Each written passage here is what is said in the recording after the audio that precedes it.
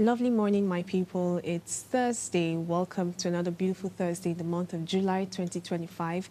It's been a roller coaster, honestly, and I'm sure you can hear that from my voice. But we've got a packed show for you all through today, a breath of fresh air, and also to reassure you that it's going to be a good time, to enjoy everything that we have for you today. This is a special welcome to Ways Breakfast, hashtag what are you saying?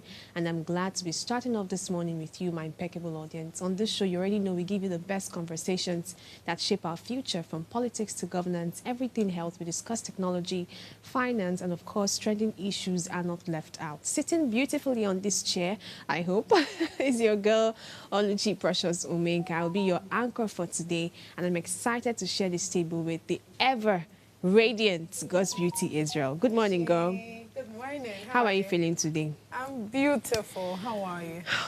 If I really say how I'm feeling like this, we could start a podcast on vent it out. I'm feeling so cold. I had a very cold night, cold morning. Everywhere is so cold, and I'm like, I wish my body could take a lot of heat because it's really getting into me, and I'm not feeling great, guys. So send all your loves and, warm tea and everything. Yeah, but, today's conversation is really quite interesting because I think if there's any conversation that will cause a lot on our table, has to be with the higher institution. I agree. And I'm someone that can easily relate to it. I just left school how many weeks ago in that sense. So today's conversation is one that has sparked a lot of debate across board in some institutions where they're about to change the name of the institution. And I remember one time in Unilag as well, they were going to change the name from Unilag to one, I've forgotten the name, is it Moshood? Yes. Maulak. I think it's Maulak. And a lot of people, they had to clamor for it that we don't want that. I'm really glad they did not change it to Maulak. Imagine having to say, hey, guys, I graduated from Maulak University. So what exactly is the problem? Is it the name that I want to even understand it from you people's point of view? We are going to open that up today, but it's actually a very interesting conversation. And so that means I would want every young person listening to this, every fresh graduate, every, aspiring undergraduate, whoever you are, I want you to let us know what you think about the change of institutions' name. Is that really necessary? Is that what institutions need now? Or are we missing our priority? Of course, we'll take a short break, and when we return, we'll look through the major papers for today, and we've got amazing stories lined up. So please stay tuned. We'll be right back.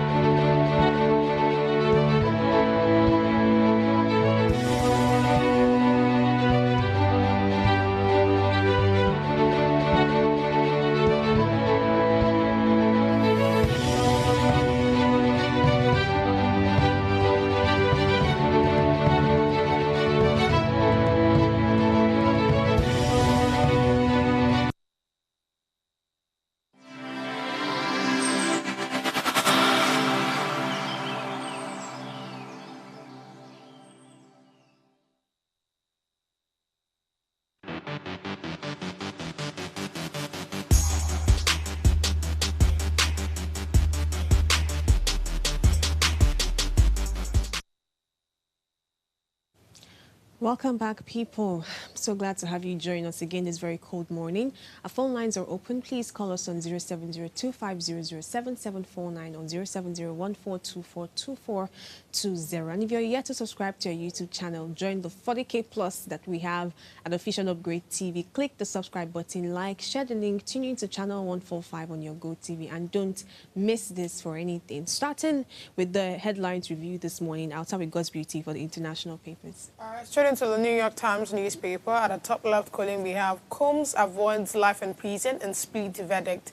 And at the top right column, we have John strains for a final vote on Trump's bail. Mid-left, Paramount agrees to pay Trump $16 million in settlement of suit. Then mid-right, we have looking for a summer job. It's brutal out there. Bottom left, education in limbo as Trump freezes $7 billion.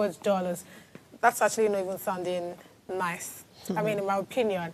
Bottom right, which is the last headline on the newspaper, we have United States and Vietnam strike trade deal, Trump says. The headline I want to quickly touch on is, the one that's been on since yesterday, which is on Combs, as he avoids life in prison and split verdict. So Sean Diddy Combs, the American music mogul, faced serious legal charges but avoided a life sentence after the court delivered a split verdict. Now, he was found guilty of lesser prostitution-related offences, not the most severe charges. Now, the case drew widespread attention, given his celebrity status and the nature of the accusation. Now, while Combs still faces legal consequences, the outcomes spare him the harshest penalties initially on the table. Now, Sean Diddy Combs was convicted of 2 lesser federal charges of transportation for the purpose of prostitution, and each count carries a maximum prison sentence of 10 years, which in total is 20 years. So, I mean, a lot of people are saying, is this okay? I mean, given all the charges and accusations that was laid on Diddy Combs, right, we're expecting that he gets a life imprisonment. I mean, for the sex trafficking, for the prostitution, for a lot of things, really. There's domestic violence, all of those things. I mean, if you really put all of them together, you're supposed to not reach life imprisonment. Yeah. Do you get? But then other people are saying that this 20 years is okay. But you should also understand that, the count in prison for 20 years is quite different from the way we would count it, outside of prison. So How is it different? What do you mean by that? It's a bit different. I mean, I think they don't add some, I think they had some holidays or so. So they have So I think, I really cannot tell accurately, how the count is, but I know it's quite different. I mean, given how it is here in Nigeria, so I know for sure that, I mean, most of our laws that we have here in Nigeria is somehow gotten from the United States. So I know for sure that, it's a bit different. Probably 1 month or 2 months out, in comparison to like a full year or so. So yeah, but then I really don't know. I wanted to just hear what you have to think, what you think about it. Do you know what I think about it? Tell me. I was looking at this whole case, and then I was trying to relate it to some movies I've watched. So I watch a lot of all these crime movies where action.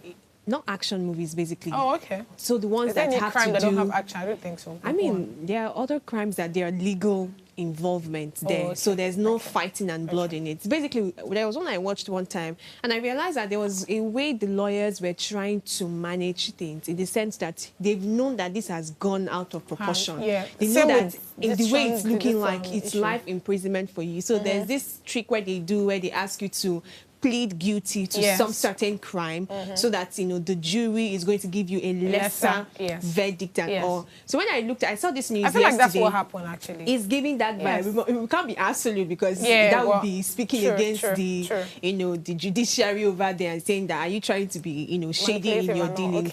It gives that vibe of sometimes there could be lesser verdicts that are issued out to certain individuals, especially if they're very prominent. Because, Diddy, I think it was this particular case that had the involvement of Beyonce's Yes, he brought in everybody. A number of people. So he already had that clout. I mean, what's it called? United States Entertainment. It was at the... everything just happened so quickly. And I'm wondering if this 20 years imprisonment is going to be the real hard labor imprisonment, or it's just 20 years of enjoyment. Enjoyment and him sitting and we heard one story, I mean, in Nigeria, Bobrisky. Exactly. That some people were saying that the prison he went to is, in fact, if they gave us that kind of prison, we would have been happy to go there. We'll find that. Allegedly now. So, it's good that justice has been carried out, at least for those people, that fell victim to this. But this is like, I think we should take the lessons from it as a society.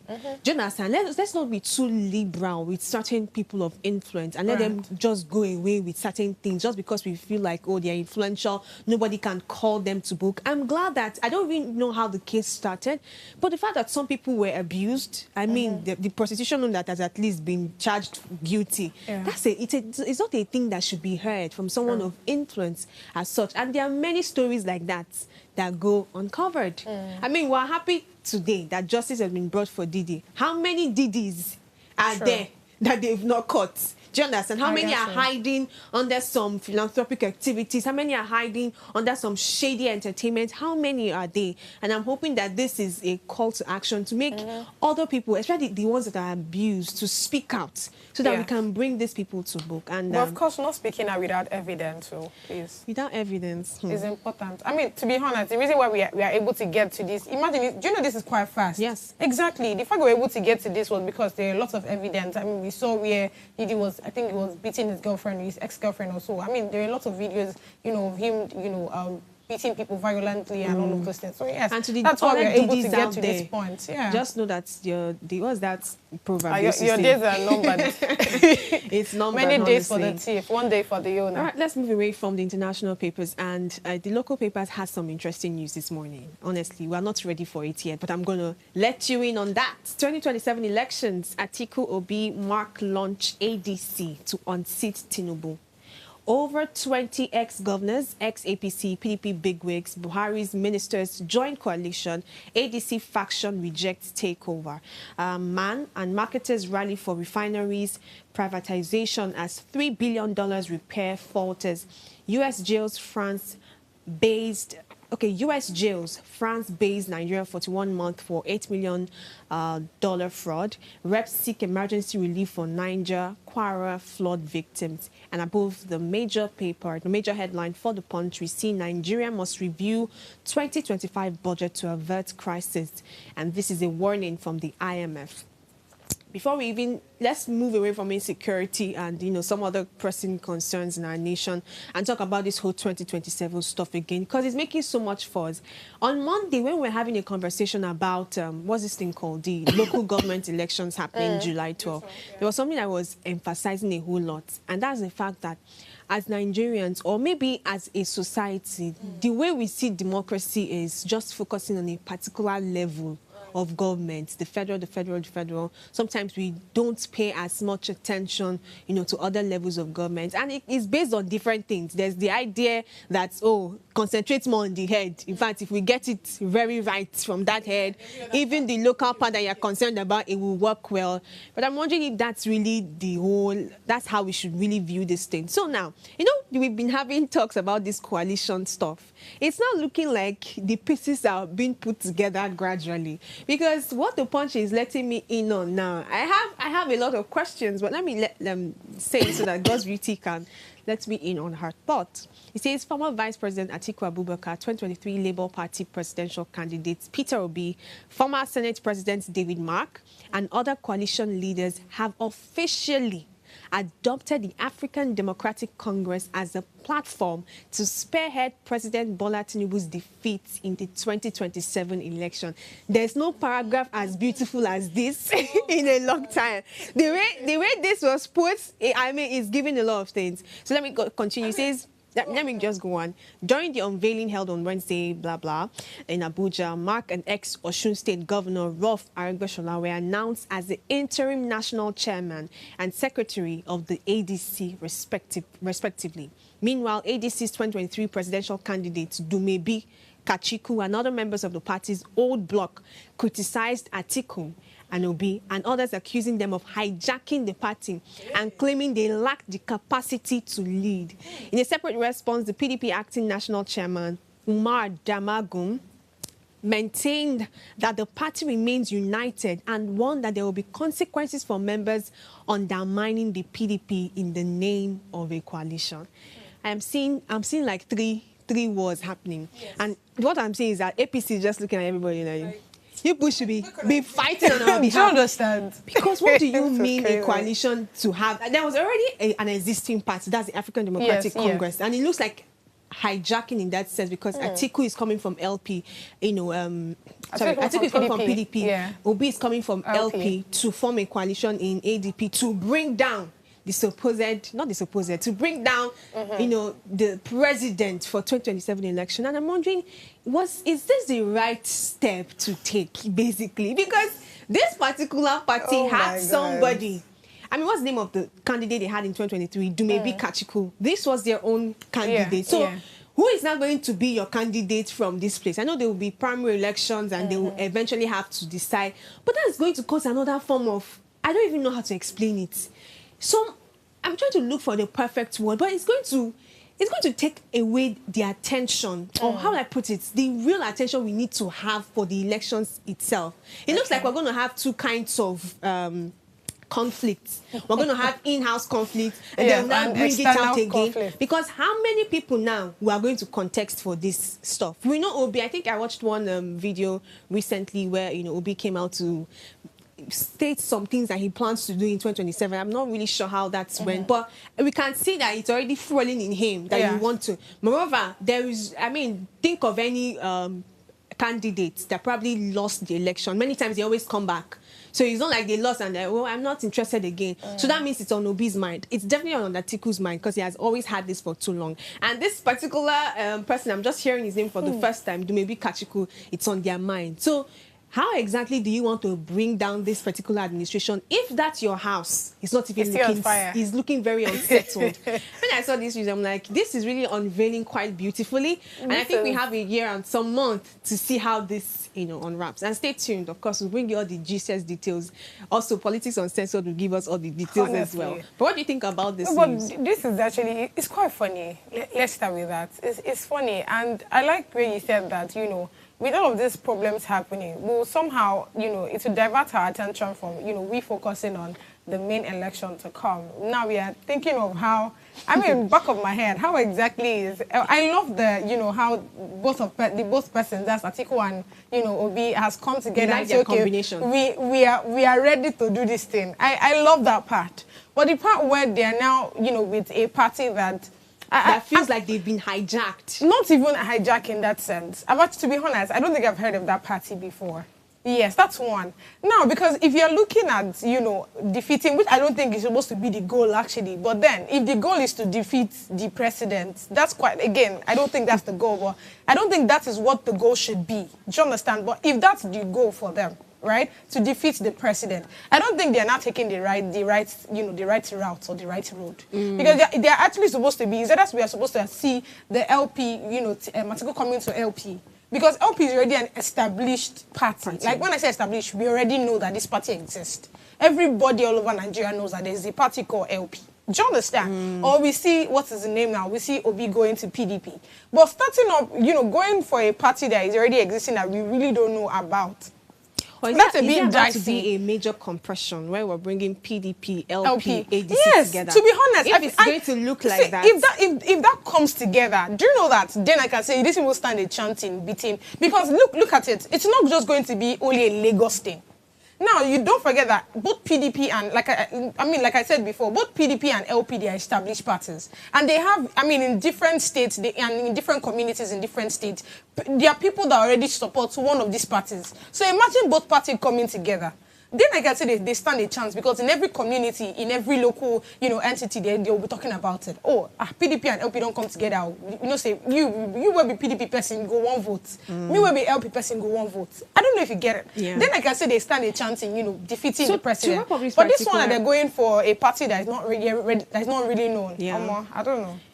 Well, that's what you think. Well, to wrap up this particular conversation, my own thought is Nigerians, don't be oblivious at this point. Anybody can tell us we want to defeat the ruling party so that you can have a better Nigeria. We must be sure that whatever option we're even having or getting... The options are not funny right now. Right now, these options are very... There's an option there that we did not know was existing before. Is it Dumebi or so Kachichuku? Or, away from the story, another one caught my interest, and that's on the Guardian newspaper. It says anxiety over PDP's future as ADC excites aggrieved politicians. So PDP really is the one. They are the ones that are most offended by this whole thing because we're seeing anxiety and a number of things there. Nigeria's oil sector sees fresh $18.2 billion investment. Shell hints at $8 billion FID.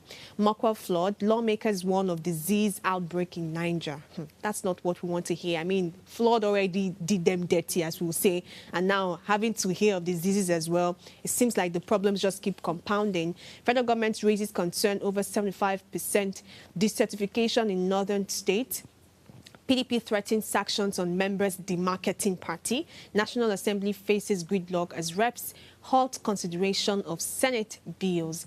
And that's all the story for The Guardian. But there was another story that was highlighted on The Guardian newspaper, and that's about Nigeria being named as one of the worst countries violating workers' rights.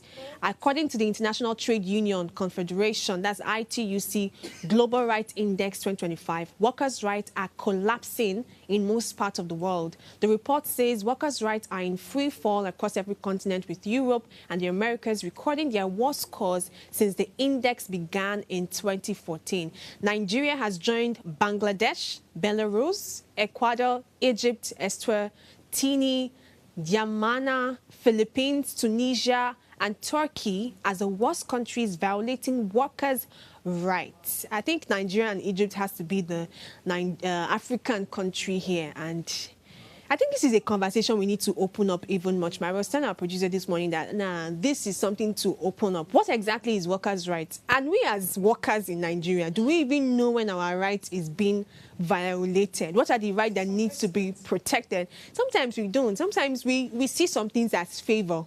Do you get it? Because you have to also consider the economy of that particular nation to talk about rights. Some people are they feel privileged that they are even able to see something on their table. And based on how some particular bodies describe rights, it's actually an abuse on your part. But you see it as a privilege because you don't have any better. So I think what we even need to start from, the way conversation even needs to start from, is by understanding that the workers in the Nigeria setting, do they even know what their rights are? Do they even know when it is being abused? Now that we've been mentioned as the top 10, it makes me like, oh, are there some rights that I'm supposed to be privy to that I'm not aware of?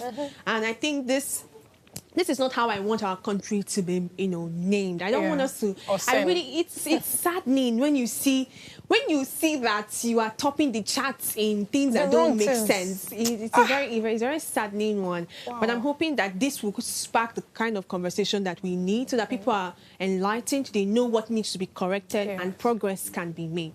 That's how we wrap up this headline stories this morning.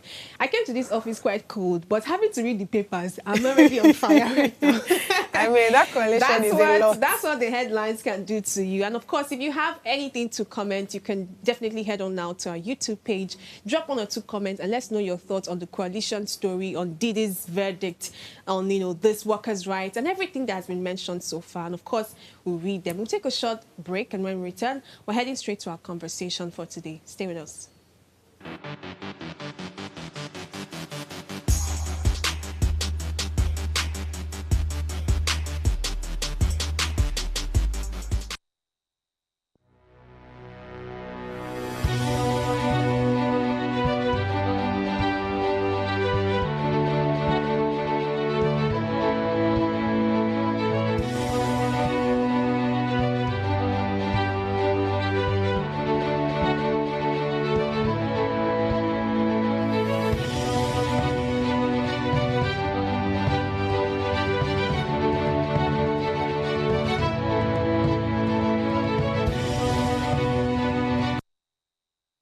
Tell us you're a Nigerian without saying a word.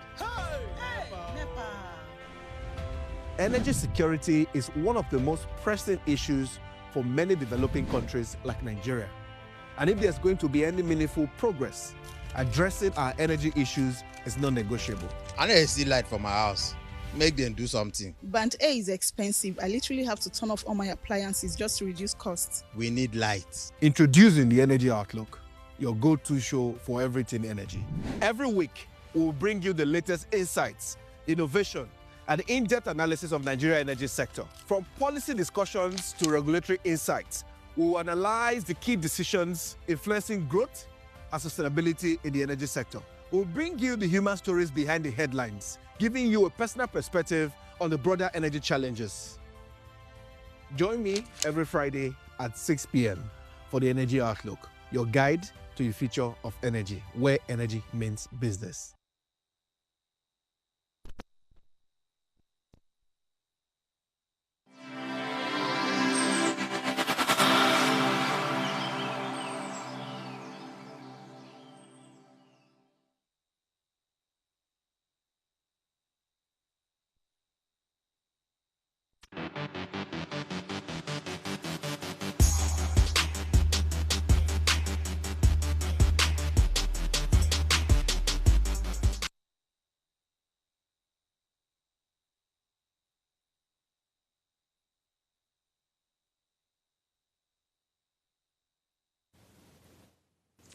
All right, welcome back. As mentioned earlier, we're talking about renaming our universities, and we're asking if this is actually the way forward.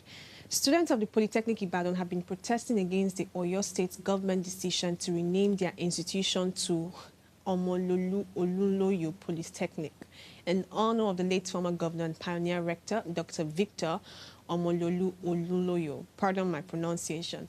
The protests, which began on July 1st, 2025, have caused disruptions to academic activities and traffic in the area. Key demands of the students are reversal of the name change. Students are demanding that the government reverts the name of the institution to its original name, citing a lack of consultation and disregard for the institution's long-standing identity. There's also preservation of legacy. Students believe that renaming the institution would undermine its history and reputation, built over decades of educational excellence. Massive turnouts, that's for the protest. Hundreds of students participated in the peaceful protest, blocking entrance gates and roads and causing traffic disruptions. As expected, placards and chants. Students carried placards with inscriptions such as "Revert the name now," "We are not consulted," "Our identity, our pride." It has also caused disruption of activities. Academic and other kinds of activities were halted at the institutions, with many commuters and staff members stranded due to the protests. There's also the government response, Executive Assistant's appeal. The Executive Assistant to Government on Security, Sunday Odukoya, addressed the students and appealed to them to maintain calm. Pending governor's return, the protest has been temporarily halted pending Governor Seyi Makinde's return, with students awaiting a resolution to the issue. And of course, I'll be having this conversation with the delectable God's Beauty Israel. So let's dive in. It's quite interesting. I mean, let me even take it to, I'm trying to remember this institution. It just keeps escaping my head. So the Polytechnic Ibadan is our major context for today. And you know, the way I always like to see conversations like this is that it's not just about one university. It's about a system that affects every other institution in Nigeria, right? And this has a lot of there are a lot of overlapping conversations to this, or how would I put it now? There are a lot of ways to even view exactly what is happening. So a particular university, not university, Polytechnic, the Polytechnic Ibadan, they've been clamoring to change the name, you know, to honor the late former governor and pioneer rector. So that means it's not a random name. It's someone who It was actually the with first them. rector Okay, of the school. Amazing. Thank you for that update, Dr. Victor Omololu Olunoyo. So, I guess maybe just in honor, you know, we do that normally. There are many roads in Nigeria. There's many streets in Nigeria that are given in honor of a particular person, right? I mean, even in my school, there are hostels that are named after prominent figures. There's the Moremi Hall, Yes. there's the Amina Hall. So it's a cultural thing for us to want to name something after somebody that has done a very befitting act. And so I guess this was the idea of the whole of the school in wanting to honor, which is a cultural thing. This is, when I say cultural thing, it's just a Nigerian thing. That's what we do. And I'm sure That's even our in other culture. cultures, I mean abroad, they could probably name things after someone, right? Yeah. And so I think that the problem here is, like the problem I've always seen, how that students are not always at the forefront in terms of this decision making. Do you understand? It's almost like students are not considered. And I think it's a thing across universities. Recently, a particular university I know, not recently, a while back, they had to halt what they call student union government. Now, student union government, the way I grew up to know it is like they are the authority in school, representing students to the maximum capacity. Do you understand? And so that means you really cannot violate any student's rights if there's a functional student union government.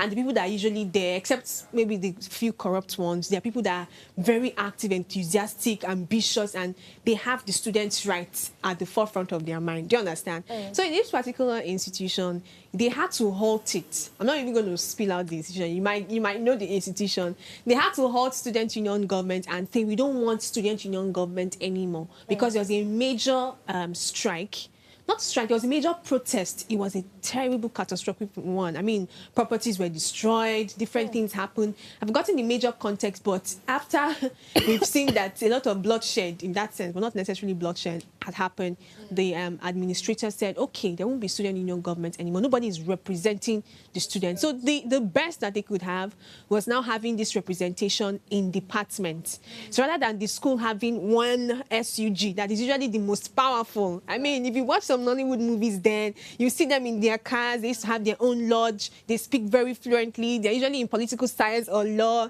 You know, they know how to say, I'm sorry, Mr. what's their name? Vice Chancellor, we can't take this. Yeah. So there's that charisma that they have, but they know how to spread this representation across.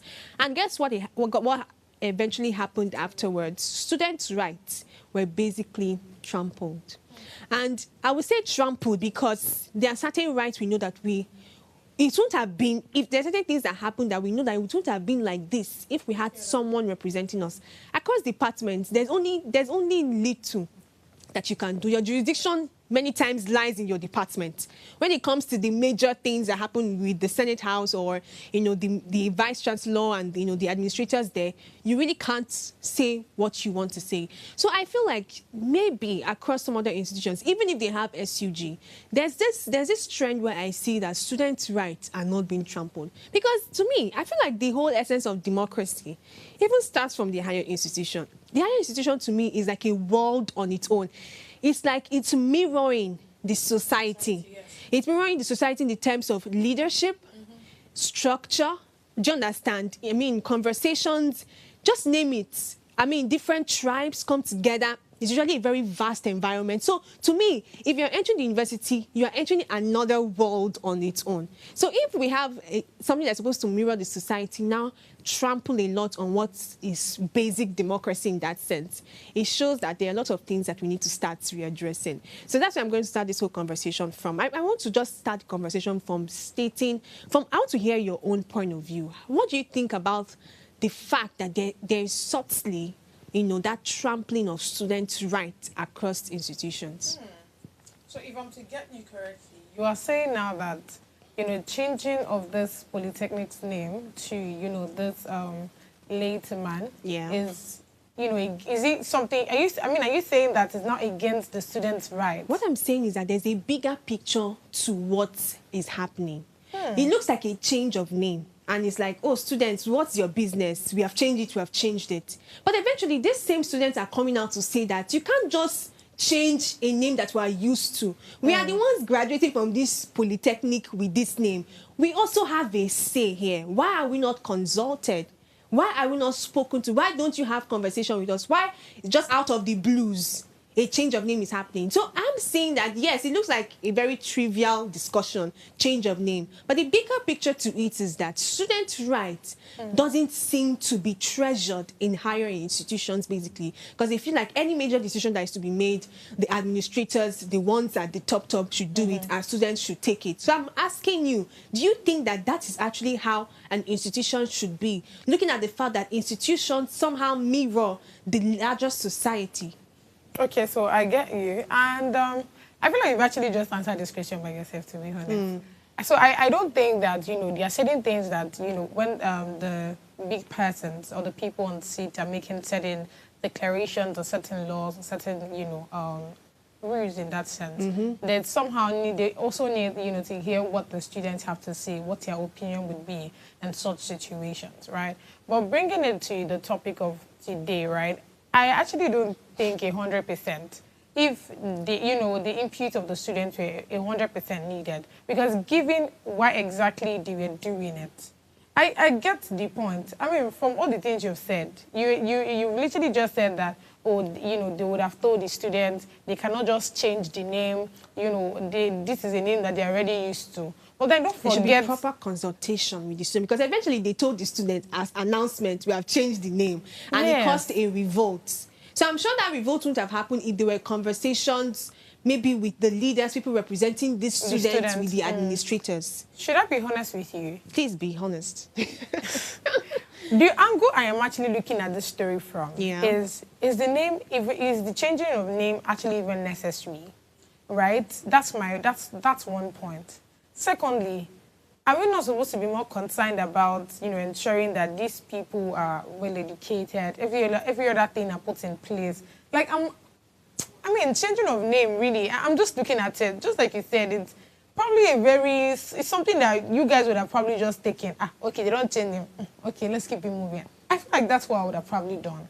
Not really, Don't you think changing of name has, like, it has a deeper implication? I think we're the ones trivializing it. That's what I'm saying. Look at this picture. Also, Can I paint a picture for you? Look at the person they were changing the name to.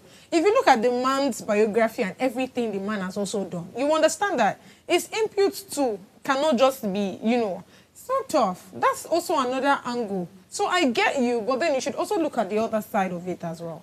Look at the other side of it that I want you to look at. Yeah. A school is known as the Polytechnic Ibadan.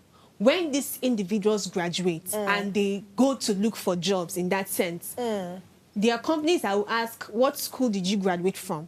And all these different, companies, organizations already know certain A-list universities, polytechnics. Yeah. So they know the Polytechnic Ibadan. And then you are saying you graduated from Omololu, right? Yeah. So I feel I'm trying to be in the situation of a student right now. Oh my I'm not God. necessarily going to agree with it. I feel like it's unnecessary. Another way I'm even trying to be on the side of the students is because maybe they feel like there are other pending matters of course that this school has not attended to. But it seems that you are very quick and enthusiastic to want to change it. This is what I want to hear. If you tell me now that there are other deeper issues that they are yet to solve, but they're more concerned about changing name, I would agree with you. But coming out to say they did not tell you that they are changing name, I feel like that particular excuse does not hold water, to be honest. But if you come out and tell me that there are deeper issues, like I said before, if you look at the educational sector, there are lots of things that we need to work on. Do you understand? So if you're coming from that approach, I'm with you 100%. Are there things that need to be done that they're not doing? Why are they not doing it? Why are we more concerned about changing somebody's name? Okay. I am with you on that one. We'll come to unison soon in our point of view. But before we go on a short break, I want to read this comment from Osas. She says, or he says, Nigerians haven't learned if they keep voting for leading parties. Stop voting for parties. Vote for individuals with an integral background. Wake up. I like this call to action, Osas. Thank you very much for commenting. We'll take the short break, and when we return, we're going to open up more deeper context to this conversation we're having with God's Beauty. And of course, just like Osas, our viewers, ensure to send in your comment and your own point of view to this discussion. Stay with us. We'll be right back shortly.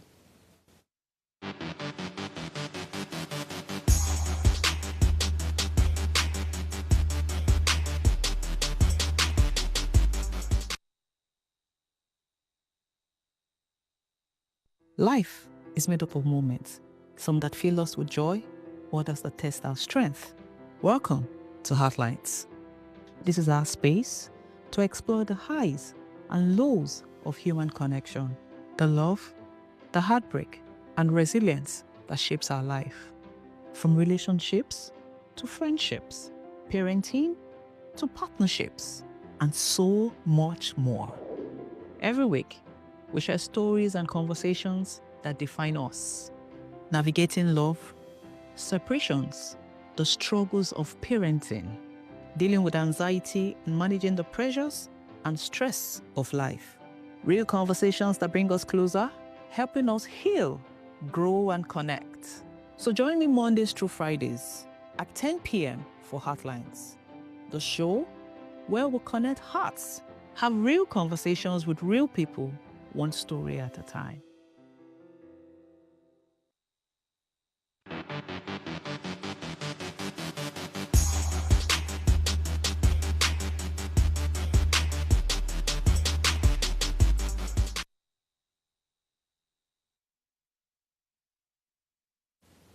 All right, welcome back. We're still discussing, the conversation around what's presently happening in the Polytechnic Ibadan. The change of name has sparked a lot of reaction from the students and, of course, the administrators. And people have been asking the question, is this necessary? Is this what the institution needs? The action of protest from these students as well, was it necessary? And I'm having this conversation with God's Beauty. I'm still going to go back to my initial point of view.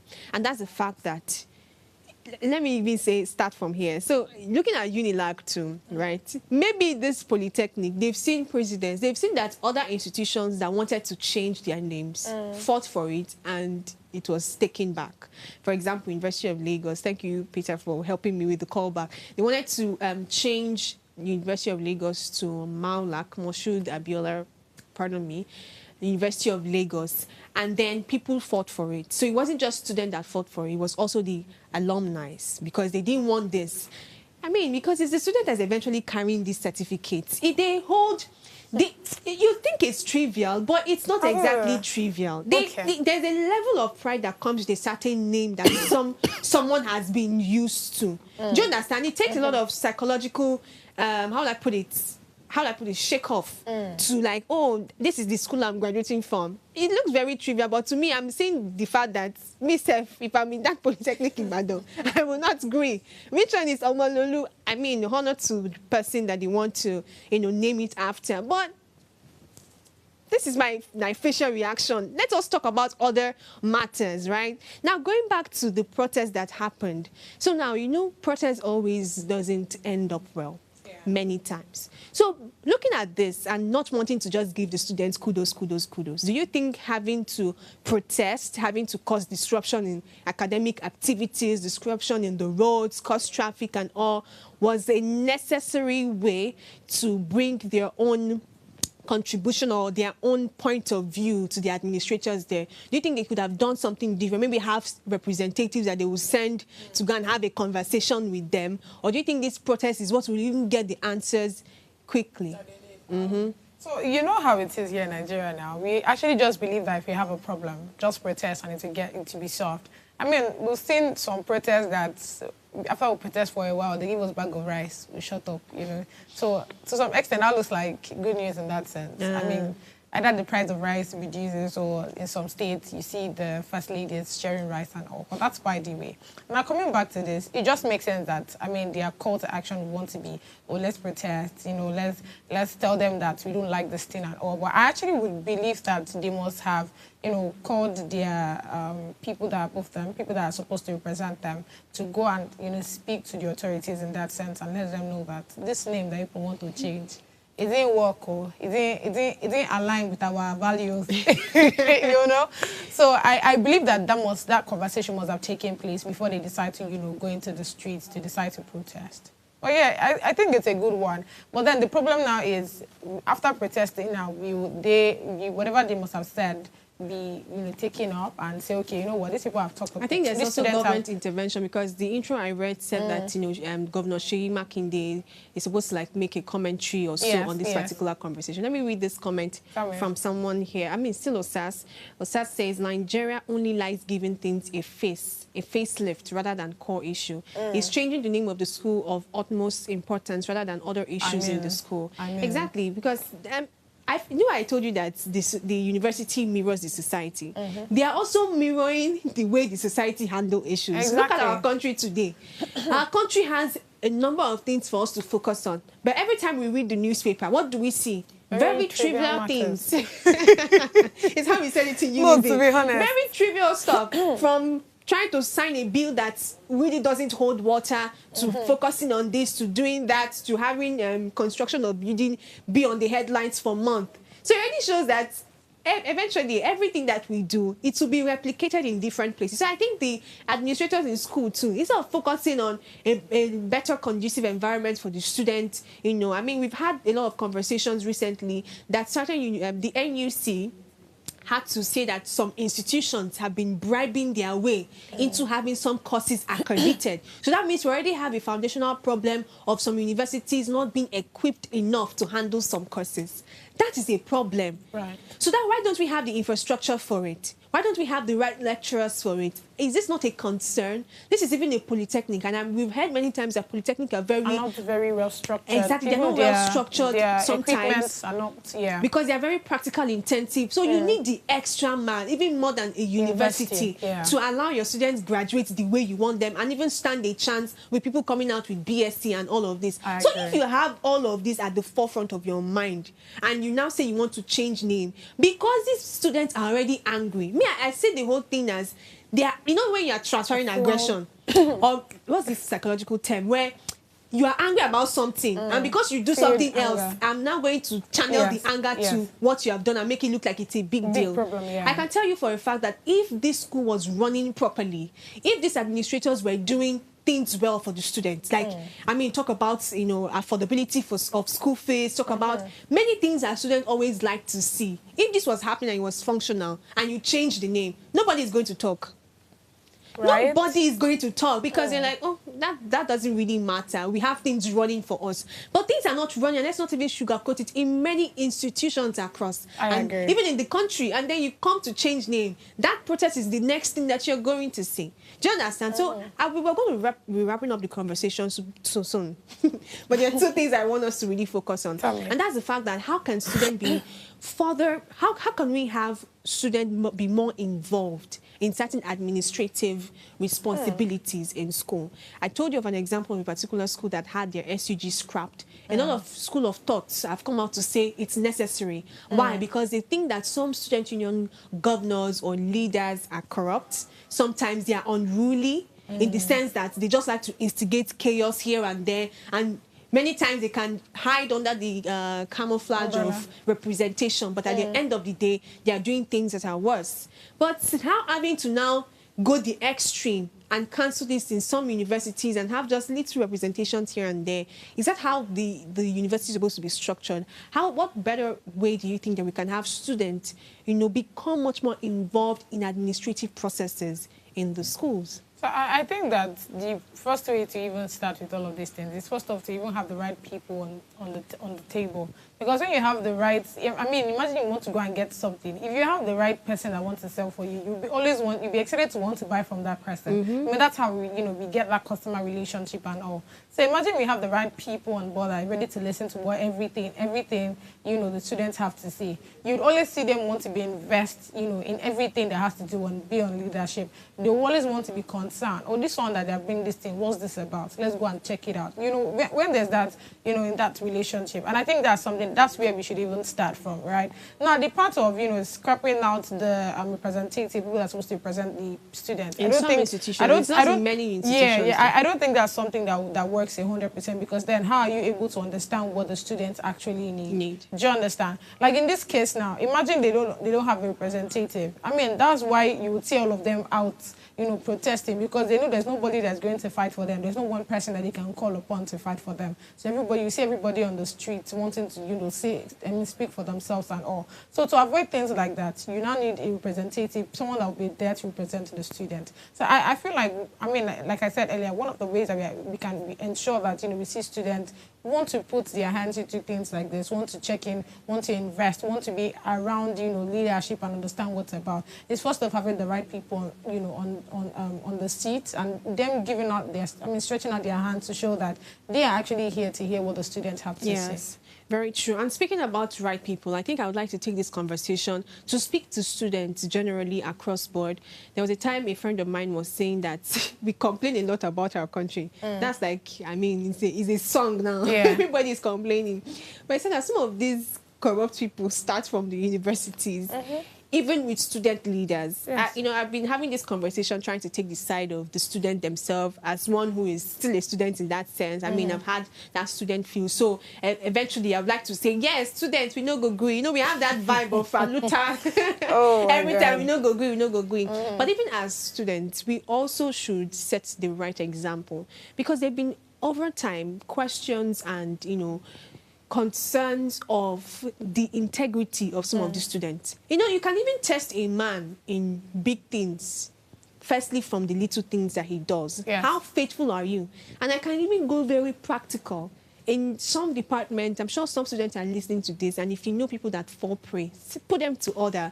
Some departments, you have the privilege as a leader to gather departmental dues, to gather funds that are needed to run the department. And do you know what some of these people do? They siphon the money. So there's the idea of the administrators that they don't care about us. They are not doing this, they're not doing that. But even in your own little space, that you have to, show some form of authority, you're also corrupt. And you're a criminal.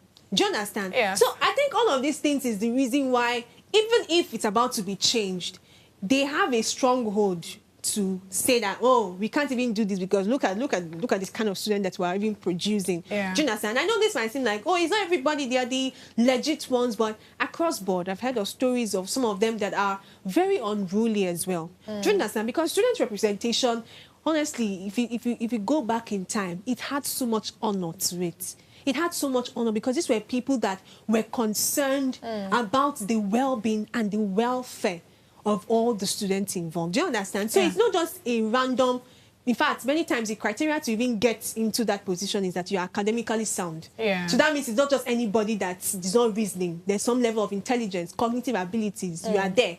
Apart from being academically sound, some other things as well are being put together. And it's good that it's a bit inclusive as well because there are female vice presidents and all of that. So the point is, just to sum up, wrap up our conversation, if we're going to have the best of everything that we want, we ourselves can't fall short of it. Yeah. And it's easy to say, why am I even going to uphold or be somebody of integrity when the people there and they're not even showing any integrity? And I'll always take this stance. The fact that people aren't doing it, the fact that the ones you're supposed to look up to are not showing integrity is no reason why you should take that same stance. Else, we're not going to make the progress that we desire. We'll keep running around in circles. So this is me clamoring to student leaders across different universities.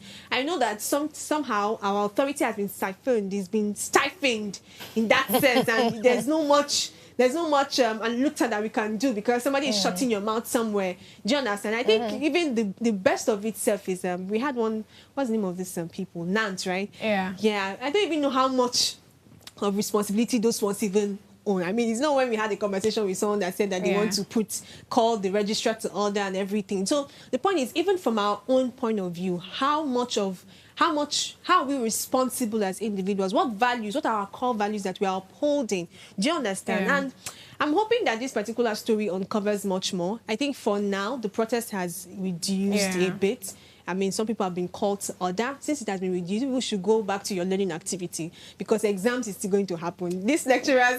that's the irony of it, lecturers have a way to come back at you. Straight up. They will come back terribly. They will say, oh, if you want to protest, the exams will be harder, or maybe the marking scheme will be tougher. So I think at this point, to the students of the Polytechnic Ibadan, I know that you're going through some moments right now, but please go back to reading, to studying, and eventually your voices will be heard even beyond this particular matter that seems to be trivial to some but important to you. And this is where we wrap up our conversation. Thank you so much for joining us. Thank you for commenting. We'll see you again tomorrow, Friday, 8 a.m. to 9 a.m. on Ways Breakfast. Bye.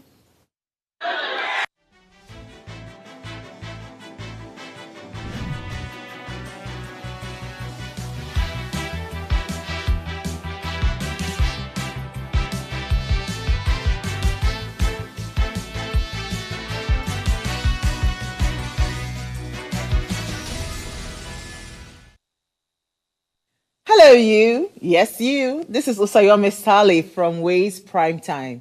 Now, we appreciate your continued support for watching our content, following us across all our social media.